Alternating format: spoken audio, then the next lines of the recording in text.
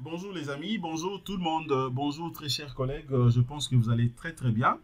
Je vous aime tant. Nous allons continuer nos séries de formations sur le même projet pack complet bâtiment R+7-2. Alors nous allons enchaîner la deuxième partie de cette formation justement sur l'analyse modale. Ok, donc c'est une formation qu'on avait commencé il y a quelques jours passés ensemble avec vous. On avait vu déjà 2 premières vidéos justement sur l'analyse modale. Mais cependant, là, on avait travaillé sur la conversion, ok, de nos différentes charges, c'est-à-dire le charge permanente ainsi que le charge d'exploitation vers une masse globale. Cependant, les 2 formations, la première formation que je viens de poster déjà et la deuxième, ce que nous sommes en train de faire, c'est tout simplement la suite de cette conversion, ok, donc de nos différentes sollicitations, c'est-à-dire la charge permanente ainsi que le charge permanente et le charge d'exploitation, cette fois-ci vers la masse dynamique. Ok, donc là, nous venons de lancer les calculs ensemble avec vous. Vous avez vu qu'on n'avait pas d'informations en ce qui concerne les erreurs. C'est pour dire que tout est OK. OK, alors, une fois que vous avez lancé les calculs, regardez maintenant le tableau ici. Vous allez voir que dans le tableau, j'ai tous les éléments nécessaires. Vous avez la fréquence, vous avez la période, vous avez la masse cumulée, vous avez bien sûr la masse cumulée suivant la direction des X, la masse cumulée suivant la direction des Y et la masse cumulée suivant la direction des Z. OK? Et après également, vous avez la masse modale suivant X, la masse modale suivant Y et la masse modale suivant Z. De l'autre côté, vous avez la masse totale, OK, suivant X, masse totale suivant Y, ainsi que masse totale suivant Z. Alors, déjà pour dire un mot ici, vous allez remarquer que suivant Z, la masse totale est 0. Exactement, évidemment, tout est clair. Regardez, Z toujours 0 ici. De l'autre côté aussi, la masse modale 0, ainsi que la masse cumulée 0. Pourquoi? Vous avez la réponse, les amis. OK, puisque lorsqu'on avait commencé donc la première partie, je vous avais dit que pour notre cas précis, on avait boycotté en fait donc les coordonnées suivant la direction des Z. OK, donc on avait considéré seulement pour X et Y. Raison pour laquelle, de l'autre côté, vous voyez que c'est nil 0, 0, 0. OK? Donc, les amis, nous allons maintenant continuer la deuxième partie. Cette fois-ci, on va voir maintenant les différents types de vérifications à faire. OK? Il faut savoir que dans les 2 vidéos que j'avais postées il y a quelques jours passés, je vous avais montré seulement les 2 types de vérifications à faire. On avait vu comment vérifier la fréquence. OK? Des formules, on avait même calculé ensemble avec vous. On avait vu également comment vérifier en fait la période ensemble avec vous. Mais seulement aujourd'hui, nous allons rajouter encore des éléments à vérifier. Donc, c'est-à-dire au total, on va faire donc 4 types de vérifications. La première des choses, on verra la vérification liée par rapport à la fréquence. Deuxième, on verra également comment vérifier en fait la période. Et puis troisièmement, et nous allons voir également comment faire la vérification à ce qui concerne justement la masse cumulée. OK? À ce qui concerne la masse cumulée, c'est aussi important. C'est aussi important pour que vous puissiez en fait avoir une idée claire, comprendre donc comment tout ça fonctionne. OK? Et après, on verra également la vérification à ce qui concerne maintenant la masse ici. OK? La masse totale. La masse totale aussi, on verra ça. Et donc, c'est pour dire quoi? On verra la masse totale. Et puis, on verra également concernant donc la masse modale. Ou, bon, non, ça ne sera pas la masse modale. Donc, on verra d'abord pour la masse cumulée. La masse cumulée. Et après, on verra également pour la masse totale.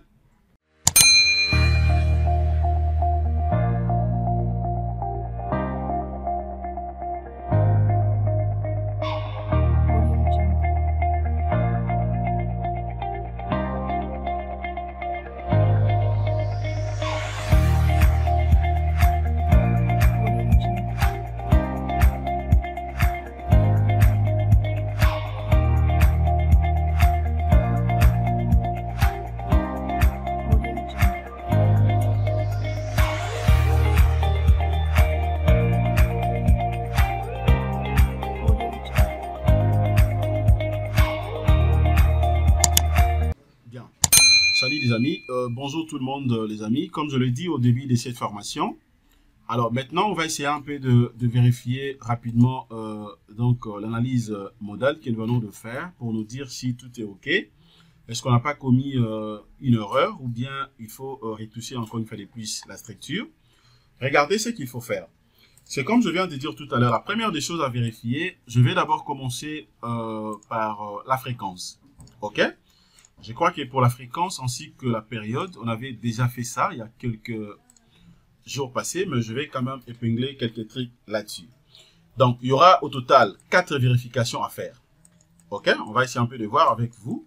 4 vérifications. 4 vérifications. Voilà, à faire. OK? Voilà, 4 vérifications à faire. Bon, attendez, je vais essayer un peu d'enlever tout ça. Bon, ça, je peux fermer. Voilà, donc je veux que ça soit un peu beaucoup clair pour ne pas... Parce que je sais que parmi vous, il y a ceux qui notent. Bien sûr, ça sera un peu compliqué pour moi de bien écrire, mais néanmoins, j'aimerais que tout soit clair. OK? Donc, pour que vous puissiez aussi copier s'il faut. Voilà, donc je viens là. OK, ici, on avait déjà épuisé l'espace. Donc, je viens là. On va d'abord crayon. OK, c'est comme je viens de dire tout à l'heure. Donc, on aura à faire donc 4 vérifications. 4 vérifications que nous allons faire. Voilà, bon, je vais d'abord diviser ça en deux. La première vérification, nous allons voir d'abord la fréquence. OK, nous allons commencer avec la fréquence. Donc, la fréquence.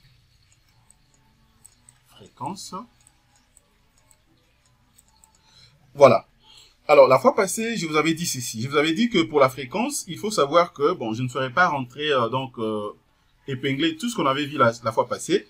Mais je vais mettre seulement de formules pour que nous puissions aller un peu rapidement. OK? Donc, si vous voulez comprendre, en fait, tout ce qu'on avait eu à faire pour la fréquence, allez-y, jetez un coup d'œil dans la vidéo que j'ai postée, les 2 vidéos que j'ai postées il y a quelques jours passés. OK?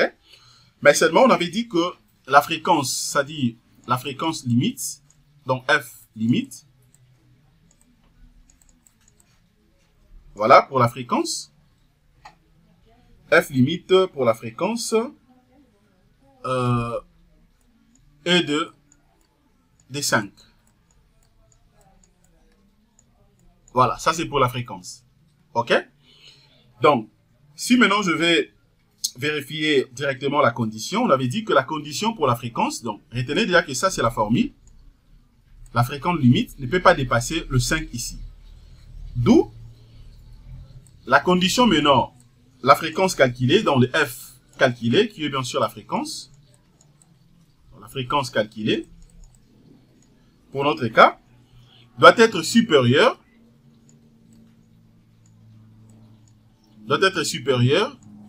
à 5 à 5. Donc ça, c'est la première vérification à faire. Voilà, pour les cas de l'analyse modale, donc la fréquence calculée doit être supérieure à la fréquence limite qui est égale à 5. OK? Ça, c'est les 1. Alors, maintenant, qu'est-ce qu'on avait dit pour les cas de la fréquence? Si je vais d'abord vérifier pour le premier cas ici, regardez comment il faut procéder. Donc, je viens là sur le projet. OK? Vous allez voir que la fréquence que moi j'ai ici, donc, est là. Voilà, c'est ça la fréquence calculée.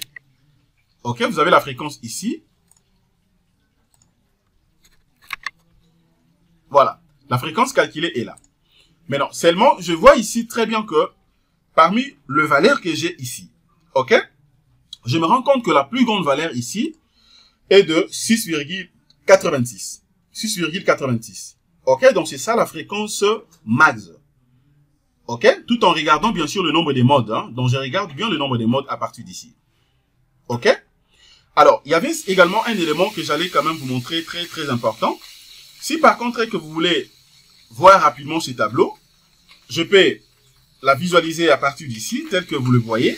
OK, je peux donc la visualiser déjà ici. Ou carrément, je peux faire soit clic droit dans le projet.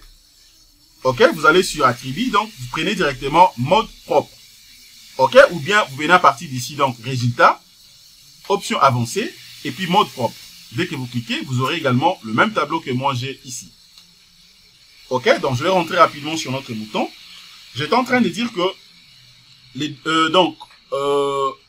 la dernière valeur ici de mode 10, puisque le nombre de modes est visible à partir d'ici. Vous allez voir que j'ai 10 modes.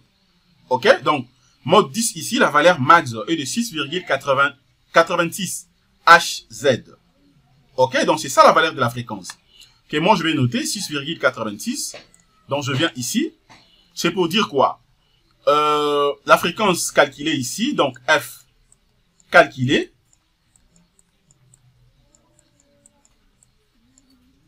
pour mon cas, est égal à 6. Est égal à 6, combien? 86. 6,86 Hz. Ok? Que je vais maintenant comparer tout simplement avec la fréquence limite ici. Ok, la fréquence limite, donc je vois très bien que la fréquence calculée déjà sort supérieure à la fréquence limite. À la fréquence limite qui est justement égale à 5. Voilà, donc là déjà je peux dire que pour la fréquence, la première condition est vérifiée. La première condition est vérifiée, je n'ai pas de problème puisque la fréquence calculée sort supérieure à la fréquence limite. Ça c'est bon. Alors, la deuxième chose de faire maintenant, c'est quoi? Je suis obligé maintenant de vérifier également la période. Je vais voir maintenant la période. Donc, je vérifie d'abord pour la période. Vous allez voir que c'est l'inverse, tout simplement, de la fréquence. Concernant la période ici, je vais d'abord entrer ici. Le deuxième point, je peux changer même des couleurs. Je mets deuxième point maintenant. C'est donc la période. Voilà, quatre vérifications à faire. Deuxièmement, je vais maintenant vérifier la période. Alors, déjà pour la période, je vous avais dit que pour calculer la période, il faudrait que la période calculée, dans le TC, qui est justement la période calculée, ok, doit être inférieure, c'est l'inverse en fait, doit être inférieure à la période limite.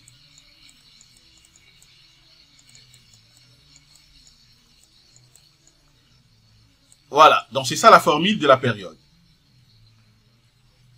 Donc le TC qui est bien sûr la période calculée doit être inférieur à TL qui est la période limite. Ok? Et pour notre cas, je vous avais dit que ici, vous êtes obligé d'abord de savoir la période limite. La période limite est calculée par cette formule, dont le TL, qui est la période limite, doit être égal à CT, que vous allez multiplier maintenant par H, 3/4. Ok, c'est ce que j'avais dit. Alors, les H ici, je vous avais dit que les H représentent tout simplement la hauteur de la structure. Voilà, représente la hauteur de la structure. Ça, c'est H. Mais tandis que maintenant, le CT ici, je vous avais dit que est donné tout simplement dans le livre de béton armé. Ok, dans le livre de béton armé, donc on peut voir même dans le livre que j'ai ici, et vous aurez directement la valeur de CT. Mais j'avais également mentionné qu'il faut savoir que ça dépend tout simplement de portique. Ça dépend. Voilà, ça dépend donc des portiques. Et pour ce faire, la fois passée, je vous avais dit que généralement la valeur de TC est donnée selon bien sûr l'usage du bâtiment. J'avais dit pour les premiers cas, si vous travaillez dans une construction, le CM, donc construction métallique, il faut savoir que la valeur de CT,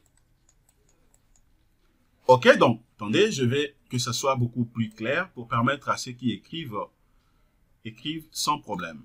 Donc, j'étais en train de dire que dans la construction métallique, il faut savoir que la valeur de CT qu'on utilise, généralement, on prend une valeur de 0,75.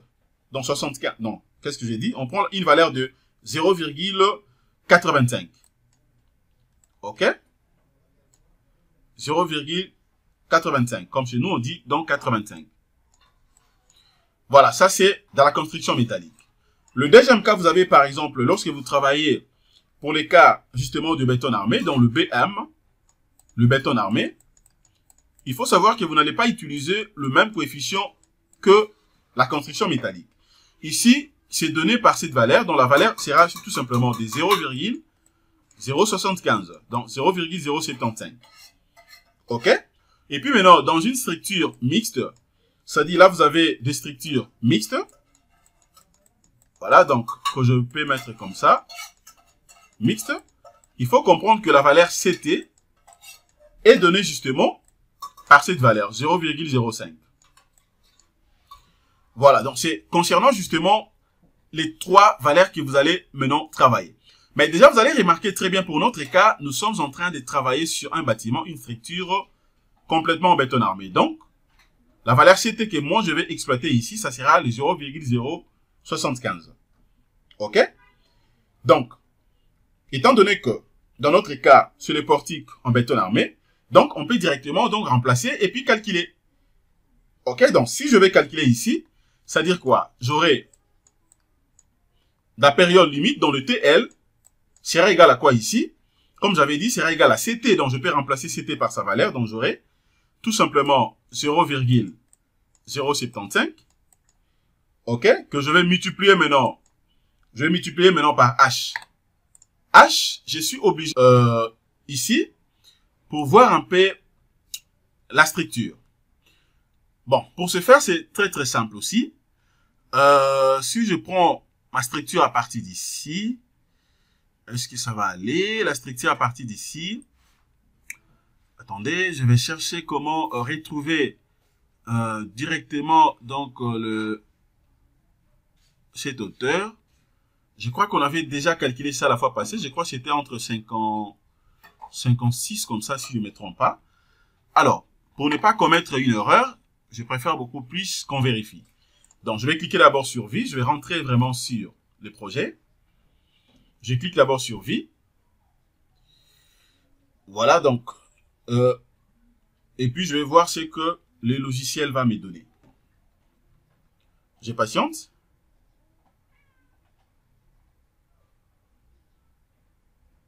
Je patiente.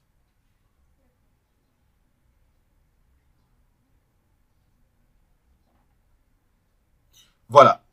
Et donc, là, je viens de cliquer déjà à partir d'ici. Ce que je fais, c'est quoi? Je viens d'abord à partir des structures. Bon, je peux voir, soit. Bon, je prends d'abord, je vais voir les étages. Je viens là, je prends étage. OK, donc je vais voir les étages afin de vérifier directement. Je crois que c'est 56 mètres, puisque je l'avais déjà fait. Je crois que c'est 56 mètres. Mais on va essayer un peu de vérifier pour avoir la bonne précision.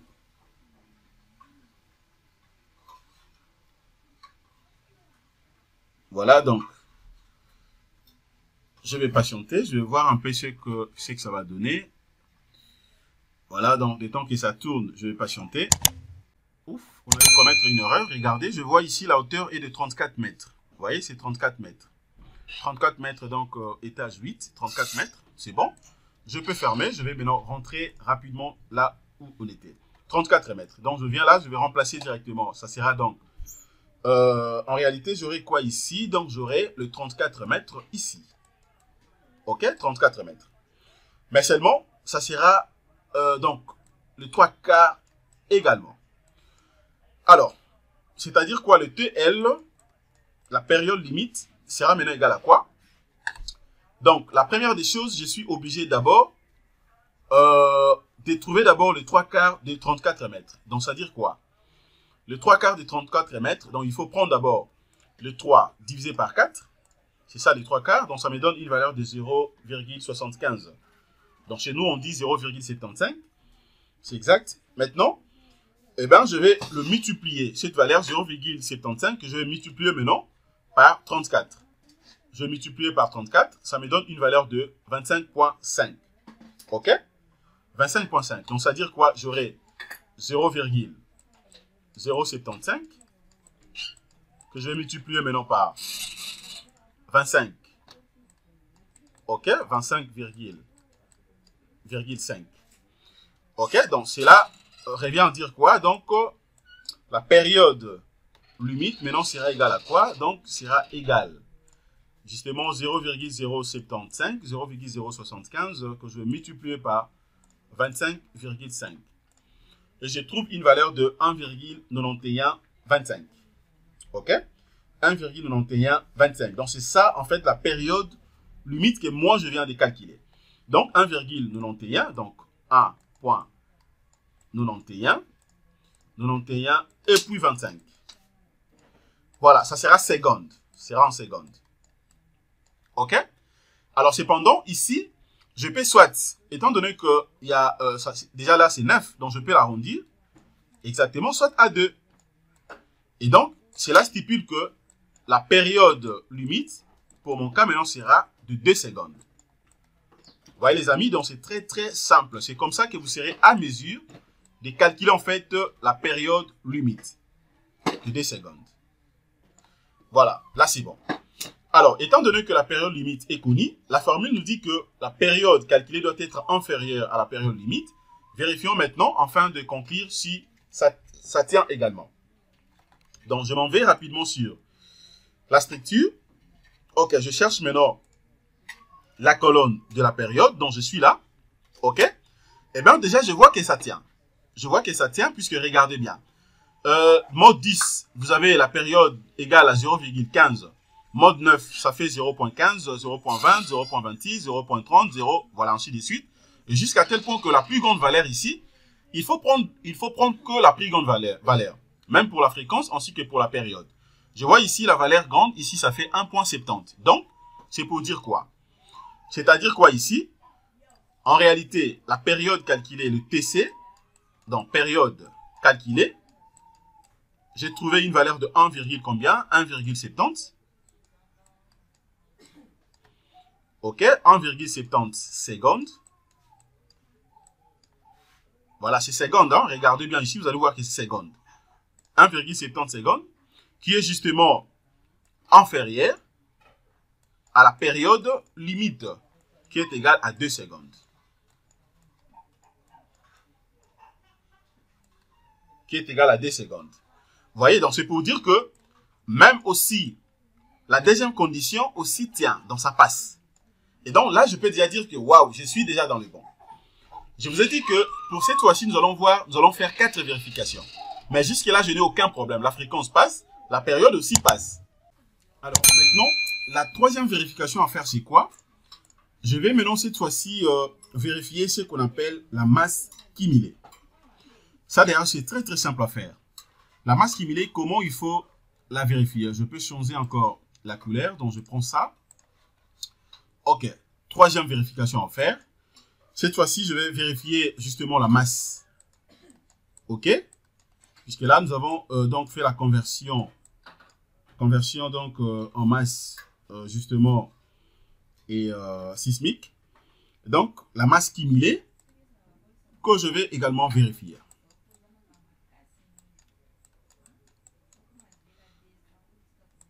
Voilà.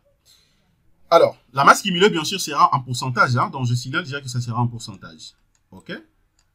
Sera donc en pourcentage. Voilà. Alors, déjà, ce qu'il faut comprendre ici. En réalité, qu'est-ce qu'on appelle la masse cumulée? La masse cumulée, en fait, ce n'est que la masse mobilisée. OK? C'est la masse mobilisée, justement, par la structure. Donc, je peux dire masse cumulée ou carrément la masse mobilisée. Voilà, masse mobilisée. Voilà. Alors, comment maintenant on calcule ça? C'est-à-dire quoi? La masse mobilisée, en réalité, doit être supérieure à 90%. Si déjà c'est supérieur à 90%, c'est bon, vous êtes dans le bon. Donc, la formule est que la masse, je peux mettre ça ici pour que ça soit beaucoup plus clair. La masse mobilisée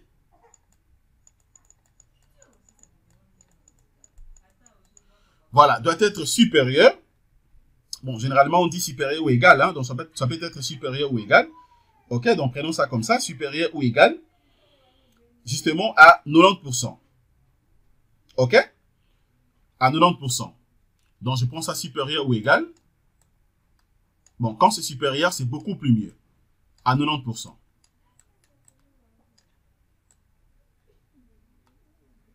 Voilà. C'est ça donc la troisième vérification à faire. Alors, maintenant, regardez ce que nous allons faire pour notre cas ici. Voyons maintenant la masse cumulée, afin de nous rassurer si ça tient également pour notre cas ici. Donc, je m'en vais rapidement sur le projet. Je vais voir d'abord la masse cumulée à partir d'ici. Alors, je regarde par exemple la masse cumulée suivant l'axe des X. Déjà, vous voyez ici que ça sort généralement, c'est donc inférieur. Ok, c'est inférieur à 90%. Ok, c'est inférieur à 90%. Je ne sais pas si vous voyez comme moi.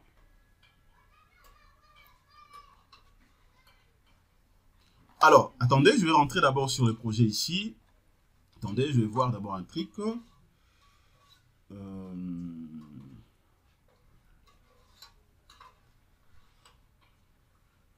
Voilà. Ok. Donc, ça veut dire quoi? Je viens par exemple ici, pour mon cas, je vois très bien que la masse, suivant bien sûr, la masse cumulée ici, je trouve une masse cumulée, max, ça fait 51,11%. Ok, suivant la direction des Y, ça fait 56,39%. Ok, donc, qu'est-ce que je peux conclure pour ça? C'est-à-dire quoi? La masse, pour mon cas ici, la masse cumulée,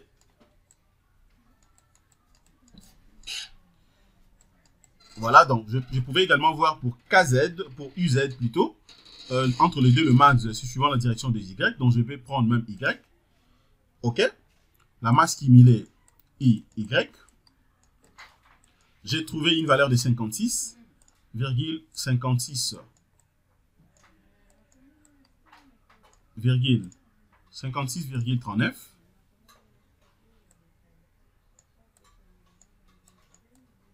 56,39%. Ok? La formule nous dit que la masse mobilisée doit être supérieure à 90%, mais pour notre cas ici, on trouve que cette masse est inférieure à 90%. Inférieure à 90%. Voilà, donc c'est pour dire que pour ces cas ici, cette condition n'est pas vérifiée. Ça ne passe pas. Ok?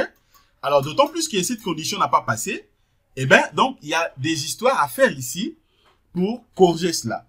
Alors, si je vais corriger, il y a plusieurs méthodes à faire. Ça dit, je peux soit d'abord essayer d'augmenter le nombre de modes ou carrément voir d'abord la structure, voir la déformée de la structure, afin de porter quelques corrections. On verra ça ensemble avec moi. Mais voyons quand même la quatrième vérification à faire. Donc, je prends la quatrième. Voyons ça d'abord rapidement, puisque je refuse que la vidéo soit très très longue. La quatrième vérification, il faut voir maintenant la masse ici. Voilà, il faut voir maintenant la masse totale ici. La masse totale mobilisée. Ok? Alors, la formule nous dit quoi? La masse totale mobilisée, qu'on appelle masse. Ok, donc je prends ça suivant la direction des X. Là, c'est donc c'est en kilogrammes. Ok, donc en kilogrammes. En kilogrammes, la masse totale mobilisée doit être justement égale. À la somme des réactions. Ok, à la somme des réactions. Donc, doit être égale à la somme des réactions. C'est ça, en fait, la formule. La masse totale mobilisée doit être égale à la somme des réactions. OK? Pour dire que, donc, ça passe. Voilà. Maintenant, regardez. Qu'est-ce que je suis obligé de faire ici? Qu'est-ce que je suis obligé de faire ici? La première des choses, je vais d'abord noter, en fait, la valeur que moi j'ai ici.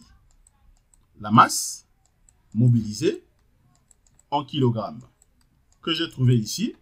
La valeur est de combien? Je peux vérifier. Je vois que la valeur est de combien? 35,98. Et donc, 35,98. 35,98,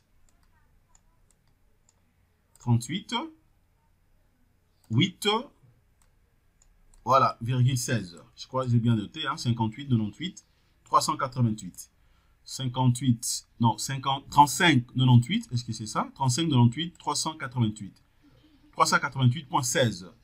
Voilà, c'est bien. Ok. Mais c'est donc en kilogrammes. OK? Donc, je retiens d'abord cette valeur ici. Maintenant, cette valeur doit être égale justement à la somme des réactions. Là, je n'ai pas de problème. OK? Alors, qu'est-ce que je vais faire maintenant? C'est que nous allons vérifier et voir ce qui manque.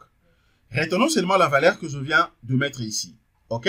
À ce niveau, vous pouvez même travailler sur Excel. Hein, donc, si vous voulez peut-être beaucoup plus, vous ne voulez pas trop calculer à l'aide de votre calculatrice, je vous conseillerais soit d'utiliser aussi Excel.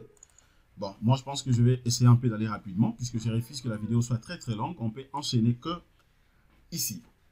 Alors, je vais rentrer d'abord rapidement sur Robot Structural Analysis. Je prends d'abord Vie. Je vais cliquer sur Vie. Je vais voir maintenant les efforts, c'est-à-dire mes réactions. OK, je vais voir d'abord mes réactions ici. Bon, ça, je peux fermer. Alors, ce que je vais faire maintenant, c'est quoi? À partir d'ici, je vais chercher d'abord à activer en fait les réactions. Pour activer les réactions, je vais faire d'abord clic droit. Je fais clic droit, je vais prendre l'option tableau. OK, je prends d'abord l'option tableau. Donc, je dois vérifier ce qu'il faut décocher momentanément. Alors, je vais voir d'abord, par exemple, les efforts ici. Hein, je vais d'abord décocher les efforts. J'enlève les efforts. OK, je vais chercher maintenant cette fois-ci à cocher que les réactions. Pourquoi je décoche les efforts? Justement pour me permettre à ce que la visibilité de mes éléments, ce que je suis en train de chercher, soit beaucoup plus claire. OK, donc là, vous avez les réactions. Je vais cocher que mes réactions. Alors, et après, maintenant, je viens là, je vais cliquer sur OK. Je clique sur OK et puis je patiente. J'aurai directement un petit tableau. Vous voyez, le tableau apparaît là-dessus. OK?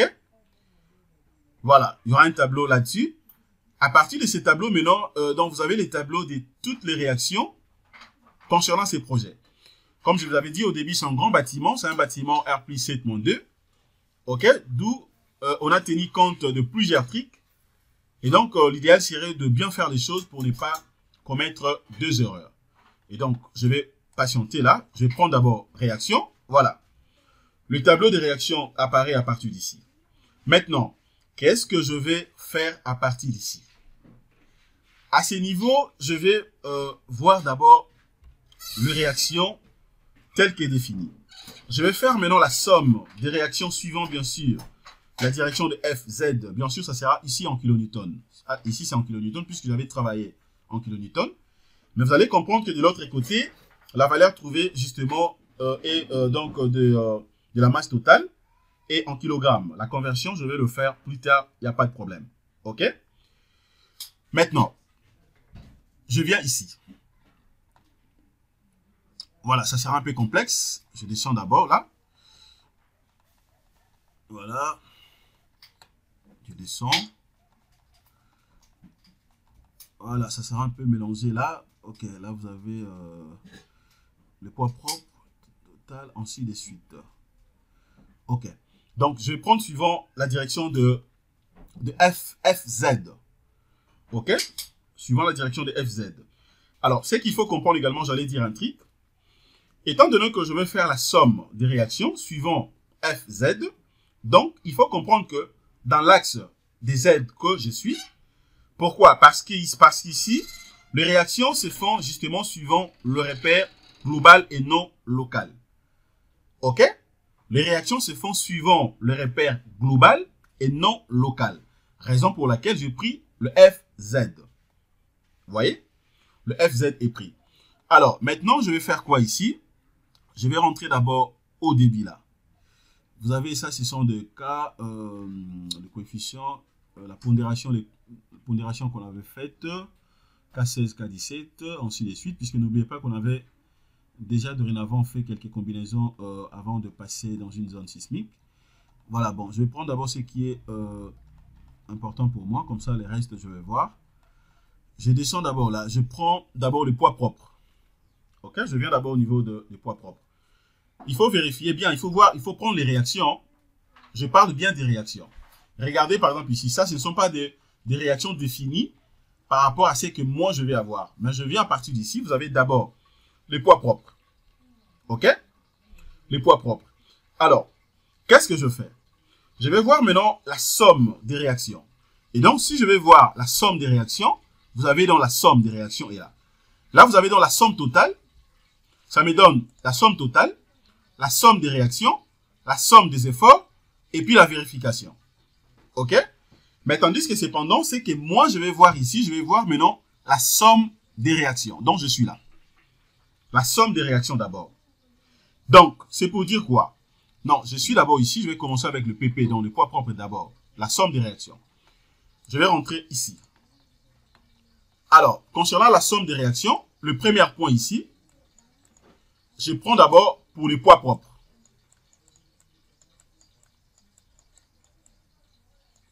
Voilà, les poids propres.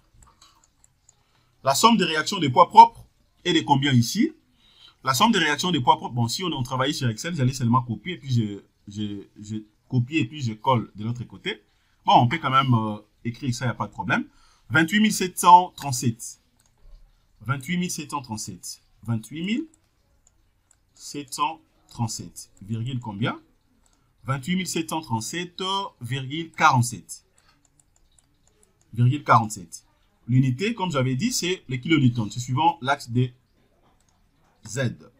Kilonewtons. Voilà, ça ça concerne justement le poids propre. OK? Deuxième somme des réactions maintenant, je vais voir quoi? Deuxième somme des réactions, je vais vérifier. Deuxième somme des réactions maintenant, ça sera tout simplement par rapport à la charge, bien sûr, permanente. OK? Charge permanente, mais dit au revêtement. Dit au revêtement. Et donc, sa valeur, somme des réactions ici, ça fait combien? 29,78. 29,78. Donc, revêtement. Donc, G. Revêtement. C'est combien la valeur trouvée ici? 29,78. 29,78, virgule combien? 29,78,43. 43. Voilà, kilonewtons. Je vais continuer de l'autre côté. Donc là, maintenant, ça sera la troisième réaction que je peux mettre ici. Voilà, troisième réaction. Non, pas ça, je vais prendre ça. Voilà, troisième réaction maintenant. Ça sera quoi maintenant ici? Ça sera G, cloisonnement. Donc, G, qu'est-ce que je dis? Cloisonnement. OK, donc il faut que ça soit clair. Cloison. Bon, je fais ça seulement pour les cloisons. OK, la valeur trouvée est de combien là? Cloisonnement, somme des réactions. E de 29, 26, 23. Donc, j'aurai 26, 23, 26, 23,65. 65. Toujours kilonewton. Quatrième, j'aurai maintenant quoi ici? Je finis avec les cloisons. Quatrième, j'aurai donc voilà pour la toiture. Donc G toiture. Bon, je mets ça comme ça, G toiture. Tel que repris de l'autre côté. Pour G toiture maintenant, G toiture ici, ça me fait combien? Somme des réactions ici. Voilà, 244,21. 244,21. 244,21 kilonewtons. OK, je crois que c'est ça, 244,21. Je crois que je n'ai pas commis l'erreur pendant que je note. Somme de réactions qui escalier. 5. Non, c'est qui d'habitation d'abord? OK, qui dalle d'habitation?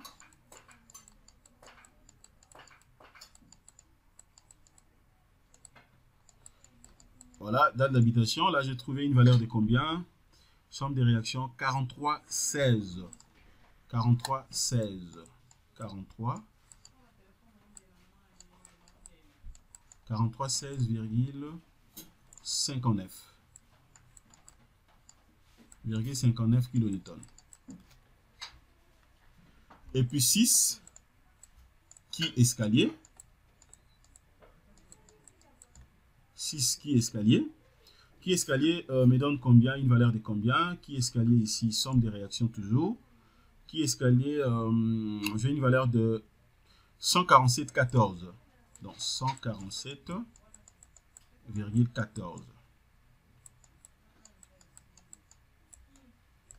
147,14 kilonewtons.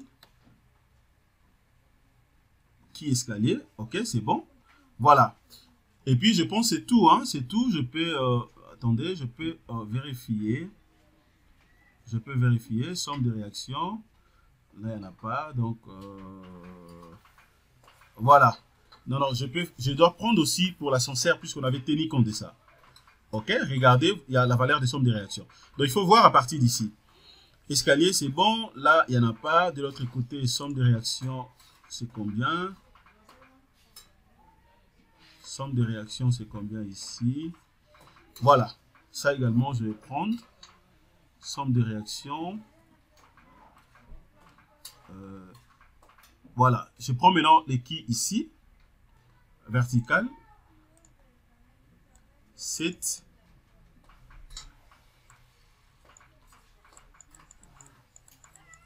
Vertical. Somme des réactions là. Ça donne combien? On a une somme de 319.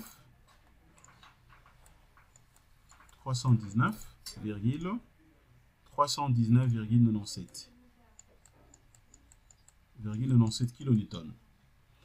Ok. Et après maintenant, après je vais faire encore quoi ici? Voilà. Et après je vais voir encore quoi ici.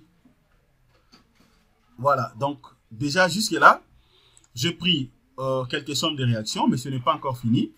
Je dois prendre du tout.